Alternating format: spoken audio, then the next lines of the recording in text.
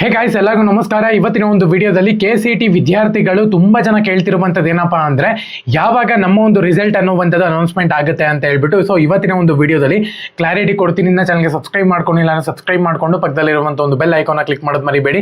Subscribe ಮಾಡ್ಕೊಂಡ್ರೆ ಮಾತ್ರ ನಿಮ್ಗೆ ನೋಟಿಫಿಕೇಶನ್ ಬರುತ್ತೆ, ಅದಕ್ಕೋಸ್ಕರ ಸಬ್ಸ್ಕ್ರೈಬ್ ಮಾಡ್ಕೊಳ್ಳಿ. ಬನ್ನಿ ವಿಡಿಯೋನ ಸ್ಟಾರ್ಟ್ ಮಾಡೋಣಂತೆ. ಸೊ ಮೊದಲನೇದಾಗಿ KCET ವಿದ್ಯಾರ್ಥಿಗಳು ಕೇಳ್ತಿರುವಂಥದ್ದು, KCET ನ ಒಂದು ರಿಸಲ್ಟ್ ಬಂದ್ಬಿಟ್ಟು ಇವಾಗೇನು ನಾಳೆ ಬಂದ್ಬಿಟ್ಟು ನಿಮಗೆ ಸೆಕೆಂಡ್ PUC ಎಕ್ಸಾಮ್ 2 ನ ಒಂದು ಎಕ್ಸಾಮ್ ಮುಗಿದು ಬಿಡುತ್ತೆ. ಸೊ ಅವರ ಒಂದು ರಿಸಲ್ಟ್ ಇನ್ನೊಂದು 7 ರಿಂದ 8 ದಿವಸದ ಒಳಗಡೆ ಬಂದ್ಬಿಡುತ್ತೆ ಅಂತಾನೆ ಹೇಳ್ಬೋದು.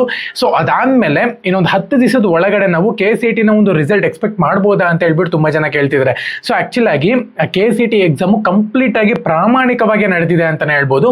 ಸೊ ಅದಾದ್ಮೇಲೆ ಅಗ್ರಿ ಪ್ರಾಕ್ಟಿಕಲ್ ಎಕ್ಸಾಮ್ ಏನ್ ನಡೆದಿದೆ ನೋಡಿ, ಅದರಲ್ಲಿ ಮಾಲ್ ಪ್ರಾಕ್ಟೀಸ್ ಆಗಿದೆ ಅಂತ ಹೇಳ್ಬಿಟ್ಟು, ಅದು ಕೂಡ ಒಂದೇ ಒಂದು ಸೆಂಟ್ರಲ್ ಆಗಿದೆ ಅಂತ ಹೇಳ್ಬಿಟ್ಟು ಒಂದು ನ್ಯೂಸ್ ಬಂತು ಅಂತಾನೆ ಹೇಳ್ಬೋದು. ಸೊ ಇದರಿಂದ ಏನಾಗ್ಬಿಟ್ಟಿದೆ ಅಂತ ಹೇಳೋದಾದ್ರೆ ಏನ್ ಮಾಡ್ತಾರೆ, KN ಅವ್ರಿಗೆ ಟ್ಯಾಗ್ ಮಾಡಕ್ ಶುರು ಮಾಡಿದ್ದಾರೆ, ಇದನ್ನ ರೀ ಎಕ್ಸಾಮ್ ಮಾಡಿ ಅಂತ ಹೇಳಿ.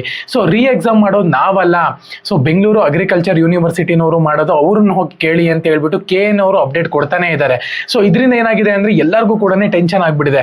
ಸೊ ಇವಾಗ KN ಅವ್ರಿಗೆ ಟ್ಯಾಗ್ ಮಾಡಿದ್ರೆ ಅವ್ರನ್ನ ಟ್ಯಾಗ್ ಮಾಡಿ ಅಂತ ಹೇಳ್ತಾರೆ, ಇವ್ರನ್ನ ಟ್ಯಾಗ್ ಮಾಡಿ ಅಂತ ಹೇಳ್ತಿದ್ದಾರೆ.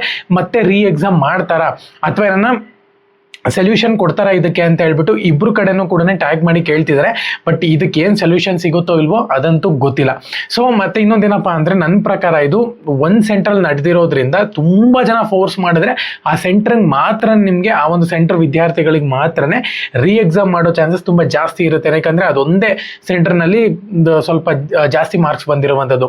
ಸೊ ಇದರಿಂದ ಏನಾಗುತ್ತೆ ಅಂದ್ರೆ ಎಲ್ಲರೂ ಕೂಡ ಎಕ್ಸಾಮ್ ಬರೆಯೋದು ತಪ್ಪುತ್ತೆ. ಸೊ ಹಂಗಾಗಿನೇ ಇವಾಗ ಏನ್ ನೀಟು ರೀ ಎಕ್ಸಾಮ್ ಕಂಪ್ಲೀಟ್ ಎಕ್ಸಾಮ್ ಕ್ಯಾನ್ಸಲ್ ಮಾಡಿರೋದ್ರಿಂದ ಮತ್ತೆ ಅಗ್ರಿ ಪ್ರಾಕ್ಟಿಕಲ್ ಎಕ್ಸಾಮ್ ಕ್ಯಾನ್ಸಲ್ ಮಾಡಲ್ಲ ಅಂತ ಅನ್ಕೊಂತೀನಿ. ನೋಡೋಣ, ಒಂದ್ ವೇಳೆ ಅವರನ್ನ ಕ್ಯಾನ್ಸಲ್ ಮಾಡಲ್ಲ ಅಂತ ಹೇಳೋದಾದ್ರೆ ನಿಮ್ಗೆ ಇನ್ನೊಂದು 10 ದಿವಸದ ಒಳಗಡೆ ರಿಸಲ್ಟ್ ನೋಡಕ್ ಸಿಗುತ್ತೆ. ಇಲ್ಲ ಅಂತ ಹೇಳೋದಾದ್ರೆ ಅಗ್ರಿ ಪ್ರಾಕ್ಟಿಕಲ್ ಎಕ್ಸಾಮ್ ಇನ್ನ ಕನ್ಫ್ಯೂಷನ್ ಇದೆ ಅಂತ ಹೇಳೋದಾದ್ರೆ ಇದು ಕಂಪ್ಲೀಟ್ ಆಗಿ 1 ಮಂತ್ ನಡೆಯುತ್ತೆ ಅಂತಾನೆ ಹೇಳ್ಬೋದು. ಈ ರೀತಿ ಒಂದು ಪ್ರೋಸೆಸ್ ಇರುತ್ತೆ ಸದ್ಯಕ್ಕೆ.